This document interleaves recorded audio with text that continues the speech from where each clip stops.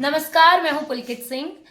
जिस तरह से एक मानव के जीवन में कहा जाता है कि कोई भी जब जन्म लेता है तो कोई ना कोई हुनर अपने साथ लेके ही जन्मता है, लेकिन उस हुनर को तराशने के लिए, उस हुनर को तराश कर इस जीवन में आजीविका साधन बनाने के लिए क्या कुछ करना पड़ता है। हम अभी आए हैं कैलवाद गांव के एक सिलाई सेंटर में और मैं मिलाती हूँ यहाँ पर आने वाली तमाम स्टूडेंट से और यहाँ की जो प्रशिक्षिका है शारदा राव से। मिलिए इन सभी से।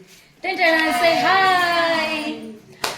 तो जिस तरह से आप सभी जानते हैं कि एक महिला के जीवन में जो है बहुत सारी मुश्किलें हैं, आती रहती है, लेकिन एक महिला के जीवन में एक हुनर को लेके अपने जीवन में आगे बढ़ना कितना जरूरी है, हम यहाँ आने वाले स्टूडेंट से जानेंगे कि क्या सोचकर वो सिलाई सीखना चाहती है और क्या उनका इसका जो है इम्पैक्ट उनके फ्यूचर पर होने वाला है। इसके साथ ही हम बात करेंगे यहाँ की प्रशिक्षिका से कि एक महिला के जीवन में कितनी जो है बाधाएं आती है और उन बाधाओं पर अगर एक उनके पास एक हुनर है तो वो किस तरह से काम करता है। आइए जानते। ओके, तो हमारे साथ यहाँ के जो स्टूडेंट्स हैं हम उनसे जानते हैं कि क्या सोचकर वो सिलाई सीखना चाहते हैं।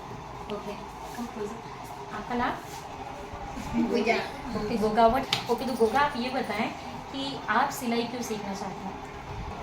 घर बैठ बैठ चलाना, कपड़े सिलना दूसरों के लिए और पैसे कमाना। बिल्कुल, वो हमारी शिक्षा होती है और शिक्षा से जो इंसान आगे बढ़ पाया वो बिल्कुल बहुत आगे बढ़ा है। लेकिन अगर शिक्षा हमारे पास नहीं थी और कोई हुनर है तो भी इंसान बहुत आगे बढ़ सकता है और अपने जीवन को एक नई दिशा दे सकता है। आपका नाम? दीपिका गुजर। दीपिका गुजर। दीपिका जी, आप क्या सोचती हैं कि आपका भविष्य कैसा होगा सिलाई सीखने से, या जब आप सिलाई सीख जाएगी आप क्या सोचती है कि क्या करेंगी आप भविष्य में? भविष्य में सिलाई सीखूंगी और अच्छे से घर बैठे बैठे सिलाई करूंगी, पैसा कमाऊंगी। यस, तो एक तरह से कहा जाए तो एक बिजनेस अपॉर्चुनिटी है और जीवन में कोई काम छोटा या बड़ा नहीं होता, हमारा नजरिया अच्छा होना चाहिए तो हर काम बड़ा होता है। जिस तरह से हम देखते हैं कि बहुत सारी चाय के स्टॉल चलाने वाले भी आजकल हम देखते हैं कि बड़े बड़े बिजनेसमैन बन जाते हैं और फिर मोटिवेशनल स्पीकर के तौर पे हमारे बीच में आते हैं और हमें सिखाते हैं कि किस तरह से उन्होंने एक छोटी सी शुरुआत की थी और आज वो शुरुआत जो है पल्लवित होकर लहलहा रही है। तो ऐसी एक शुरुआत यहाँ की जो प्रशिक्षिका है शारदा जी ने की थी। जानते हैं उनसे कि क्या सोच के उन्होंने शुरुआत की थी और पहला बैच उनका कब रहा था और क्या कुछ उनकी पहले कठिनाइयां रही थी और अब क्या चीजें हैं। तो शारदा जी मेरी मम्मी है तो थोड़ा नाम लेके जी बोलने में थोड़ा ऑकवर्ड है, बट क्योंकि मैं as a professional news reporter के तौर पर आई हूँ तो आप बताएं कि आपने पहला बैच आपका कब शुरू हुआ था और क्या सोच के आपने सिलाई सीखने का ये प्लान बनाया? 2006 में पहला बैच किया। 2006 में जी।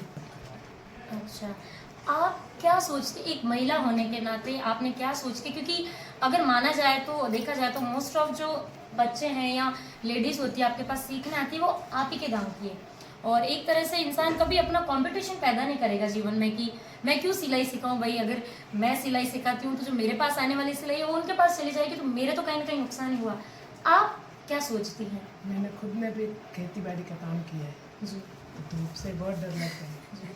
मैंने सोचा मैं करूँगी तो उनको भी सिखाऊंगी तो उनको भी धूप से बच जाएगा वो जी, घर बैठ के कमाई कर सकते। बिल्कुल ये सोच के right.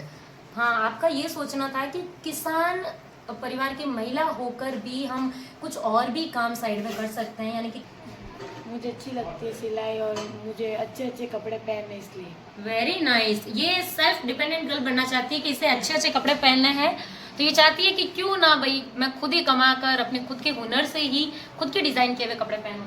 And she is the special one. Special इसलिए है क्योंकि इनकी जो शारीरिक बाधा है उनसे ऊपर उठकर इनकी मानसिक जो दृढ़ता है उससे ये करीब, आप कितने किलोमीटर दूर से यहाँ आती है? 3 किलोमीटर दूर से इतनी गर्मी में ये यहाँ आती है पैदल। आप बताएंगे कि आप सिलाई सीख के क्या कुछ करना चाहती है फ्यूचर में? मैं फ्यूचर में अपनी एक सेंटर खोलना चाहती हूँ, जैसे कि आंटी जी हमें सिखाती है, जैसे मैं भी मेरी दी को सिखाना चाहती हूँ और आगे खुद के लिए कुछ करना चाहती हूँ। Very nice.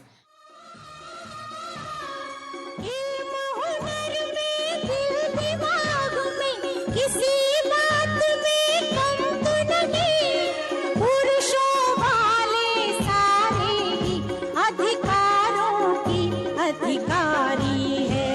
कोमल है कमजोर नहीं, शक्ति का नाम ही नारी है। जग को जीवन देने वाली मौत भी तुझसे हारी है। कोमल है कमजोर नहीं तू।